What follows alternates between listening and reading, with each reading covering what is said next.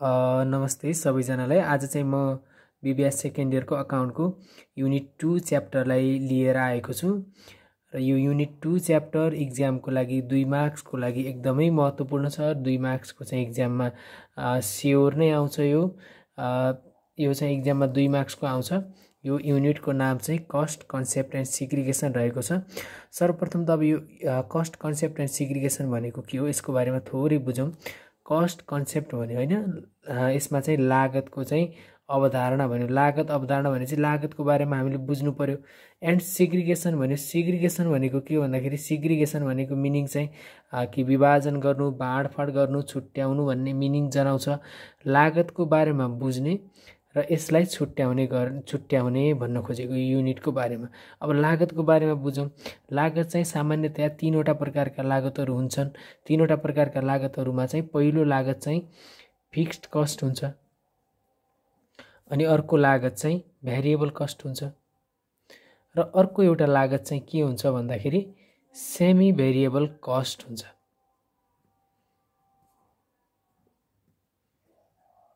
Semi variable cost हो। अब यो हामीले लागतको बारेमा बुझ्दैछौँ अहिले चाहिँ है। हामी सेकेन्डमा पछि जान्छौँ। अब लागतको बारेमा बुझ्दैछौँ भन्यौँ हामीले फिक्स्ड कस्ट, भ्यारिएबल कस्ट र सेमी भ्यारिएबल कस्ट 3वटा लागतहरू हुन्छन् भनेर बुझौँ। 3वटा लागतहरूमा फिक्स्ड कस्ट भनेको कस्तो भन्दाखेरि फिक्स्ड कस्ट भनेको हामीले उत्पादन गरे पनि उत्पादन नगरे पनि हाम्रो चाहिँ फिक्स्ड रूपमा लाग्ने लागतलाई चाहिँ फिक्स्ड कस्ट भनिन्छ। जस्तै कुनै हामीले एउटा फ्याक्ट्री सञ्चालन गरिरहेका छौँ, कुनै एउटा ठाउँमा हामीले फ्याक्ट्री सञ्चालन गरिरहेका छौँ। त्यो फ्याक्ट्री सञ्चालन गरिसके भन्दा पछि त्यो फ्याक्ट्री चाहे चलोस् चाहे नचलोस्, हामीले त्यो फ्याक्ट्रीको चाहिँ रेन्ट तिरिराखेका छौँ भने हाम्रो रेन्ट चाहिँ फिक्स्ड कस्ट भयो। चाहे त्यहाँ उत्पादन होस् चाहे नहोस्, त्यो चाहिँ फिक्स्ड कस्ट भयो। जस्तै अर्को डिप्रिसिएसन पनि यसमा लिन सकिन्छ। डिप्रिसिएसन पनि जस्तै उत्पादन गरे पनि नगरे पनि डिप्रिसिएसन, त्यहाँ भएको मेसिनहरूको डिप्रिसिएसन चाहिँ पुरानो हुँदै गर्दाखेरि त्यसको चाहिँ डिप्रिसिएसन भइराख्छ। त्यसैले गर्दाखेरि डिप्रिसिएसन पनि फिक्स्ड कस्ट हुन्छ। र अर्को इन्ट्रेस्ट पनि हुनसक्छ। कुनै आफ्नो फ्याक्ट्री या म्यानुफ्याक्चर सञ्चालन गर्नुको लागि ब्याङ्कबाट इन्ट्रेस्ट लिएको हुन्छ। त्यो इन्ट्रेस्ट उनले आफ्नो फ्याक्ट्री सञ्चालन त्यसले गरोस् नगरोस्, ब्याङ्कबाट लोन लिइसके भन्दा पछि उसले इन्ट्रेस्ट चाहिँ फिक्स्ड रूपमा तिर्नुपर्छ र त्यसलाई पनि फिक्स्ड कस्ट भन्न सकिन्छ। र यसै गरी भ्यारिएबल कस्ट भन्ने छ। भ्यारिएबल कस्ट भनेको चाहिँ उत्पादनसँग भर पर्ने। जति उत्पादन भयो अनि जति उत्पादनको मात्रासँग चाहिँ भर पर्छ त्यसलाई चाहिँ भ्यारिएबल कस्ट भनिन्छ। जस्तै यसमा चाहिँ इन्डाइरेक्ट मेटेरियलहरू पर्छन् अनि इन्डाइरेक्ट वेजेसहरू। यसमा चाहिँ जति उत्पादन भयो त्यही अनुसार चाहिँ लाग्ने लागतलाई चाहिँ भ्यारिएबल कस्ट भनिन्छ। भने सेमी भ्यारिएबल कस्ट भनेको के हो? सेमी भ्यारिएबल कस्ट भनेको के हो त भन्दाखेरि फिक्स्ड कस्ट र भ्यारिएबल कस्टको मिक्सलाई चाहिँ सेमी भ्यारिएबल कस्ट भनिन्छ। जस्तै यसमा फिक्स्ड कस्टको पनि केही भाग देखाउँछ, भ्यारिएबल कस्टको पनि केही भाग देखाउँछ। सेमी भ्यारिएबल कस्टमा उदाहरणसहित भनौँ, जस्तै टेलिफोन लाइन, टेलिफोन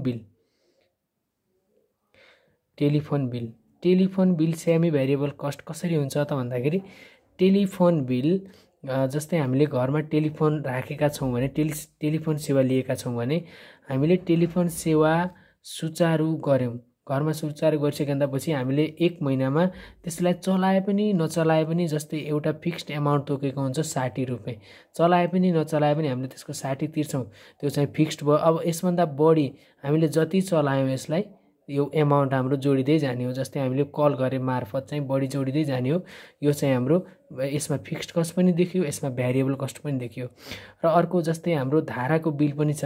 धाराको बिल पनि हाम्रो चाहिँ घरमा जोडेको धाराहरू पनि को बिलहरू पनि यति युनिटसम्म, जस्तै हामीले नचलाए पनि त्यसको 60-62 को जति रुपियाँ तिर्नुपर्छ त्यो चाहिँ फिक्स्ड भयो। त्यसभन्दा बढी भनेको हामीले चलाए मार्फत तिर्ने भयो, नत्र तिर्दैनौँ।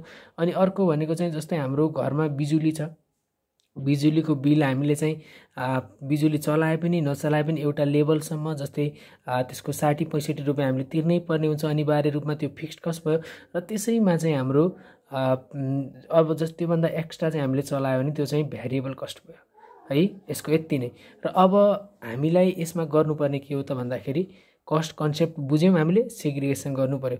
सेग्रिगेसन भने विभाजन गर्नु भन्यो। अब फिक्स्ड कस्ट त आफैमा फिक्स्ड कस्ट छ, यसलाई विभाजन गर्नै पर्दैन। भ्यारिएबल कस्ट पनि आफैमा भ्यारिएबल कस्ट छ, यसलाई विभाजन गर्नै पर्दैन। अनि सेमी भ्यारिएबल कस्टमा चाहिँ फिक्स्ड कस्टको भाग पनि हुन्छ, भ्यारिएबल कस्टको भाग पनि हुन्छ। यो दुईटा भागलाई सेमी भ्यारिएबल कस्ट हामीलाई एक्जाममा दिन्छ। यो सेमी भ्यारिएबलको चाहिँ फिक्स्ड कस्टको भाग कति हो, भ्यारिएबल कस्टको भाग कति हो, त्यसलाई छुट्याइदिने काम गर्ने मात्रै छ यो हिसाबमा। र यो युनिटमा यही हिसाब छ, हामी यसैसँग सम्बन्धित रहेर यसका हिसाबहरू गर्छौँ। र सेमी भ्यारिएबल कस्टका आइटमहरू दिन्छ। सेमी भ्यारिएबल कस्टका धेरै कुराहरू छन्, जस्तै रिपेयर एन्ड मेन्टेनेन्सहरू, अनि त्यसभन्दा पछि रिपेयर एन्ड मेन्टेनेन्स, त्यसभन्दा पछि चाहिँ सुपरभिजन कस्टहरू दिन्छ। त्यसभन्दा पछि चाहिँ तपाईँको इन्डाइरेक्ट ओभरहेडहरू, यो भनेका सबै सेमी भ्यारिएबल कस्टहरू है। यसलाई सेमी भ्यारिएबल कस्टहरू भनिन्छ। सेमी भ्यारिएबल कस्टमा फिक्स्ड कस्ट पनि हुने भयो, भ्यारिएबल कस्ट पनि हुने भयो। युनिटमा सेग्रिगेसन गरेर भने हुनाले हामीले यसलाई फिक्स्ड कस्ट र भ्यारिएबल कस्टमा चाहिँ यसको पार्ट अलग अलग जति छ त्यसलाई छुट्याउने हो। अब के भन्छ त यसलाई भन्दाखेरि फिक्स्ड कस्टलाई हामीले ए भन्छौँ है। फिक्स्ड कस्ट भनेको ए, फिक्स्ड कस्ट भनेको ए, अनि हामीले फिक्स्ड कस्ट भनेको ए, अनि त्यसभन्दा पछि भ्यारिएबल कस्ट चाहिँ भ्यारिएबल कस्ट भनेको भ्यारिएबल कस्ट चाहिँ कसरी आउँछ भन्दाखेरि भ्यारिएबल कस्ट पर युनिट भनेको हाम्रो चाहिँ बी हो। अनि यसको युनिट पर युनिट भने बी हो भनेपछि यसको युनिट पनि त देला, त्यो युनिटलाई एक्स मान्छौँ। बी इन्टु एक्स गरेपछि भ्यारिएबल कस्ट आउँछ, बी इन्टु एक्स गरेपछि भ्यारिएबल कस्ट आउँछ।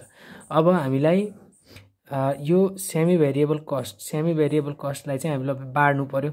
सेमी भ्यारिएबल कस्टलाई चाहिँ फिक्स्ड कस्ट र भ्यारिएबल कस्टको पार्टमा अलग अलग बाड्नु पर्ने।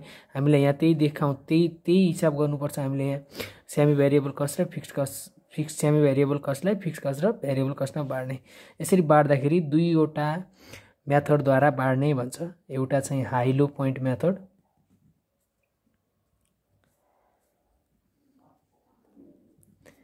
High low point method. अर्को चाहिँ लिस्ट स्क्वायर मेथड छ, त्यो सेकेन्ड हामी पछि पढौँला। अहिले चाहिँ हाई लो पोइन्ट मेथड अन्तर्गत रहेर हिसाब गरौँ। हाई लो पोइन्ट मेथड अन्तर्गत हिसाब गर्दाखेरि हामीले एउटा जस्तै हामीले सेमी भ्यारिएबल कस्टलाई बाड्नुपर्ने, सेमी भ्यारिएबल कस्टलाई भ्यारिएबल कस्ट पर युनिटको आधारमा र फिक्स्ड कस्टको आधारमा बाड्नुपर्ने। भ्यारिएबल कस्ट पर युनिटको आधारमा बाड्दाखेरि भ्यारिएबल कस्ट पर युनिट भनेको बी हो, बीलाई हामीले भ्यारिएबल कस्ट पर युनिट भन्छौँ।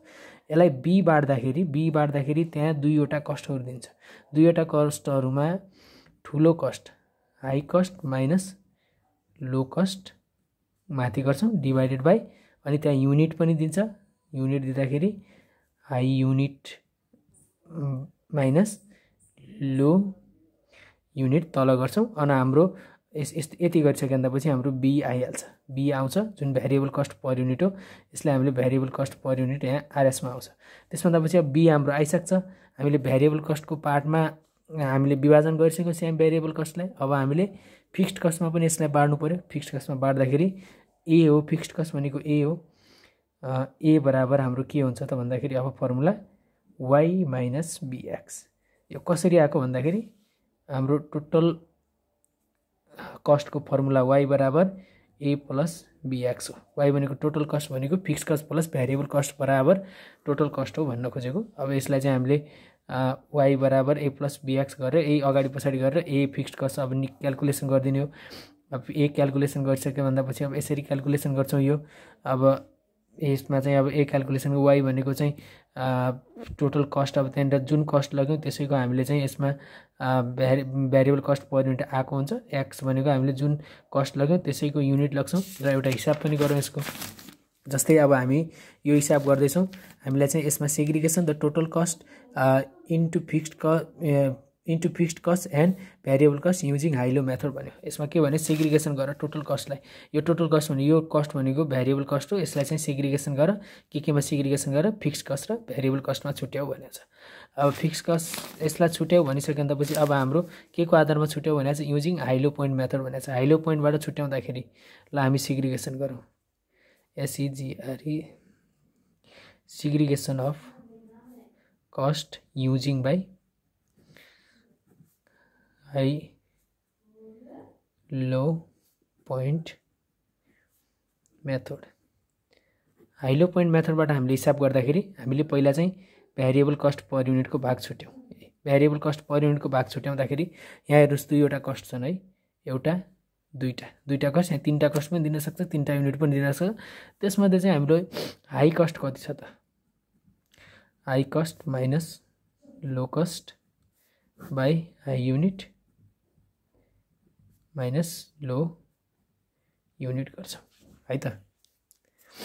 अब हाई कस्ट हाम्रो 5000 छ माइनस लो कस्ट हाम्रो 2000, अब हाई युनिट चाहिँ हाम्रो 4000 अनि यो युनिट यता है, अनि लो युनिट चाहिँ हाम्रो 1000, 3000 माथि तर पनि 3000 आरएस 1 चाहिँ भ्यारिएबल कस्ट पर युनिट आयो है, बी बराबर। अब बी बराबर आइसकेपछि अब हामीले भ्यारिएबल कस्ट पर युनिटको भाग छुट्याइहाल्यौँ। अब हाम्रो फिक्स्ड कस्ट छुट्याउनु पर्ने हो। फिक्स्ड कस्ट ए बराबर हाम्रो हिसाब के हुन्छ formula, y minus b x. Y minus b x भनेको यो टोटल कस्ट भनेको वाई हो, वाईलाई टोटल कस्ट भनिन्छ। अनि वाई चाहिँ जस्तै अब हामीले दुईवटा कस्ट छन्, दुईवटा युनिट छन्, जुन हामीले चाहिँ वाई प्रयोग गर्छौँ, जस्तै हामीले वाई चाहिँ 2000 प्रयोग गऱ्यौँ भने माइनस बी भने त 1 हो, अनि यो एक्स युज गर्दाखेरि त्यसैको सिधाको मात्रै युज गर्ने, 1000 युज गर्ने। अब आयो हाम्रो 1000 चाहिँ फिक्स्ड कस्ट आयो यसको है। अब जस्तै अर्को युज गरेर पनि सकिन्छ। अर्को के भने चाहिँ 5000 युज गऱ्यौँ हामीले, 5000 माइनस 1, अब 5000 युज गर्दाखेरि यसको युनिट चाहिँ 4000 लाग्ने, 4000 गर्दाखेरि यसको फिक्स्ड कस्टको भाग यो पनि 1000 आयो। जो गर्दा पनि स्याम आउँछ, फिक्स्ड कस्ट जहिले पनि स्याम। यसो गर्दाखेरि यति मात्रै गर्नुपर्ने, यसमा भ्यारिएबल कस्ट पर युनिटलाई छुट्याउने, फिक्स्ड कस्टलाई छुट्याउने, सेमी भ्यारिएबल कस्टलाई हामीले छुट्याउनु पर्ने हुन्छ। यसको यति नै हुन्छ र इक्जाममा यो 2 नम्बर चाहिँ पक्का यति गरेपछि है त। ल।